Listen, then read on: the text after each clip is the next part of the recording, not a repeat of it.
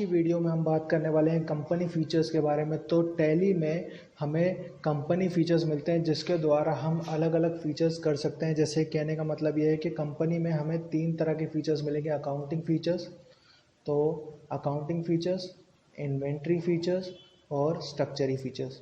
तो इन तीनों फीचर्स की मदद से हम वो सारे ट्रांजैक्शन कर सकते हैं जिसके लिए हम टैली का यूज़ कर रहे हैं। फॉर एग्ज़ाम्पल पेरोल का यूज़ कर सकते हैं, परचेस ऑर्डर, सेल ऑर्डर का यूज़ कर सकते हैं, जॉब ऑर्डर प्रोसेसिंग का यूज़ कर सकते हैं। ये उनके कुछ फीचर्स है। स्ट्रक्चरी में हम यहाँ पर टैक्स लगा सकते हैं, जैसे अभी फ़िलहाल चल रहा है जीएसटी, तो इसके द्वारा ही उसे टैली में एप्लीकेबल किया जा सकता है। यानी कि ये उसके कॉन्फ़िगरेशन से इन ऑप्शन को येस करके ही आप उन पर काम कर सकते हैं।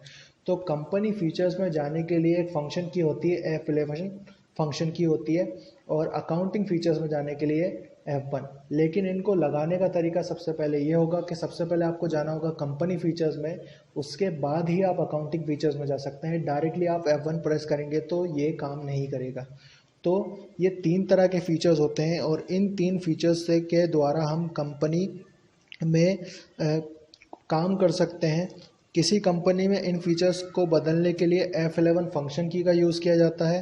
F11 कंपनी फीचर्स बटन का प्रयोग किया जाता है। प्रत्येक कंपनी में अलग अलग फीचर्स को एक्टिवेट किया जा सकता है। कंपनी मेन्यू में अकाउंटिंग, इन्वेंट्री और स्ट्रक्चरी टैक्सेशन फीचर्स को चूज़ कर सकते हैं।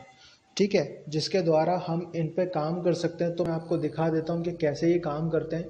सबसे पहले मैं आपको टैली ओपन करके दिखा रहा हूँ। तो मैंने ये टैली ओपन कर ली है और मैं यहाँ पर हूँ गेटवे ऑफ टैली पे। तो सबसे पहले मैं F11 फंक्शन की का यूज़ करने वाला। तो F11 फंक्शन की का यूज़ करूँगा जिससे मैं पहुँच जाऊँगा कंपनी फीचर्स में। जैसा कि मैंने आपको कहा था कि पहले आपको कंपनी फीचर्स पे काम करना पड़ेगा।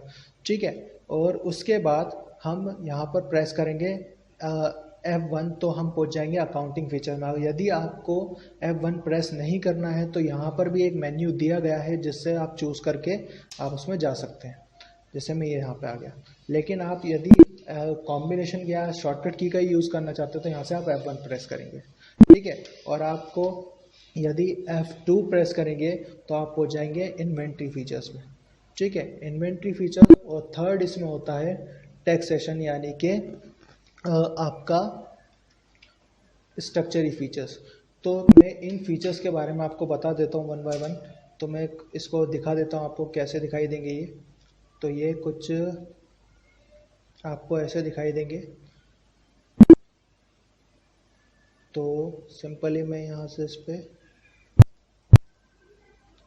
पे यहाँ पर कुछ इस तरीके से दिखाई देंगे। तो मैं आपको दिखा दे रहा हूँ। सबसे मेंटेन अकाउंट्स ओनली, ये आपको नो ही मिलेगा। क्यों?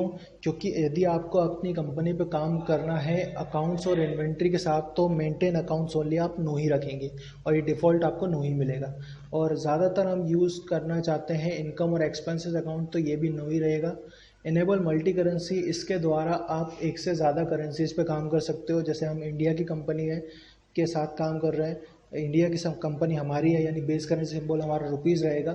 यदि हम डॉलर के साथ काम करना चाहते हो तो उसके साथ भी आप इससे काम कर सकते हो। Maintain balance bill bye bill, ये भी एक फ़ीचर होता है। ठीक है, उसके बाद एक्टिव इंटरेस्ट कैलकुलेशन, ये इंटरेस्ट कैलकुलेशन के लिए होता है। मेंटेन पेरोल, ये सैलरी बनाने के लिए होता है। और कॉस्ट सेंटर में आपको ऑलरेडी बता ही चुका हूँ। उसके बाद इनेबल इनवॉइसिंग, तो आपको यहाँ पर इनवॉइस यानी बिल बनाने के 2 तरीके मिलते हैं। यदि आप इनेबल इनवॉइसिंग को नो रख देंगे तो आपको एज अ बाउचर काम करना पड़ेगा, यानी एज अ बाउचर आपका ट्रांजैक्शन होगा, एज अ इनवॉइस नहीं होगा। ठीक है, उसके बाद आपको यहाँ पे डेबिट एंड क्रेडिट नोट मिलेंगे। तो इन्हें कहा जाता है परचेस और रिटर्न एवं सेल्स रिटर्न। तो ये कुछ अकाउंटिंग फीचर्स थे। अब मैं आपको इन्वेंट्री फीचर्स दिखा दे रहा हूँ। तो इन्वेंट्री फीचर्स भी आपको कुछ अलग मिलेंगे। यहाँ पर मिलेगा आपको मेंटेन मल्टीपल लोकेशन या मेंटेन मल्टीपल गोडाउन। ठीक है, उसके बाद यहाँ मिलेगा maintain batch wise detail and set expiry dot for batches, यानी कि आप यहाँ पे बैच नंबर सेट कर सकते हैं और एक्सपायरी डेट सेट कर सकते हैं। Use separate actual and billing quantity नाम का एक कॉलम मिलेगा, इसका भी बहुत अच्छा यूज़ है। ठीक है, enable purchase order processing, enable sales order processing, enable job order processing, ये पूरा ऑर्डर प्रोसेसिंग के लिए काम करता है। ठीक है, यहाँ पर भी आपको इन्वॉइसिंग के लिए दिया गया है और यहाँ पर भी आपको डेबिट नोट और क्रेडिट नोट दिया गया है। तो यहाँ पर track additional cost of purchase का ऑप्शन दिया गया है एडिशनल कॉस्ट के लिए, और यहाँ पे मल्टीपल प्राइस लेवल यानी मल्टीपल प्राइस लेवल सेट करने के लिए दिया गया। यदि आप F11 F3 में जाते हैं तो यहाँ मिलेगा आपको स्ट्रक्चर एंड टैक्सेशन। तो यहाँ पर फ़िलहाल अभी सरकार के द्वारा लागू जो किया गया है वो GST लागू किया गया है, तो ज़्यादातर GST चल रहा है इंडिया में। यदि आप बाहर किसी कंट्री में काम करें तो आप TDS TCS या वैट वगैरह के साथ भी काम कर सकते हैं, लेकिन फ़िलहाल यहाँ पर काम करेंगे enable goods and service tax के साथ। तो ये आप यस करके काम कर सकते हैं। अगर आपको कोई भी फ़ीचर को एक्टिवेट करना है तो आप फ़ीचर एक्टिवेट करने के लिए करेंगे क्या, वो मैं आपको बता देता हूँ। यहाँ से आप इसे यस करेंगे, यस करने के बाद यहाँ से आप इसे एक्सेप्ट करेंगे। जैसे आप इसको एक्सेप्ट करेंगे वो फीचर वहाँ पर एक्टिवेट हो जाएगा। एक्टिवेट कहाँ दिखाई देगा, तो मैंने मेंटेन मल्टीपल लोकेशन यस किया है तो ये दिखाई देगा इन्वेंट्री इन्फो में लोकेशंस के नाम, जिसके द्वारा हम लोकेशन क्रिएट कर सकते हैं, यानी एक से ज़्यादा लोकेशन पे काम कर सकते हैं। ठीक है, तो ये कंपनी फीचर्स थे और इसके कॉन्फ़िगरेशन थे। नेक्स्ट क्लास में हम इसके आगे देखेंगे। Okay, thank you.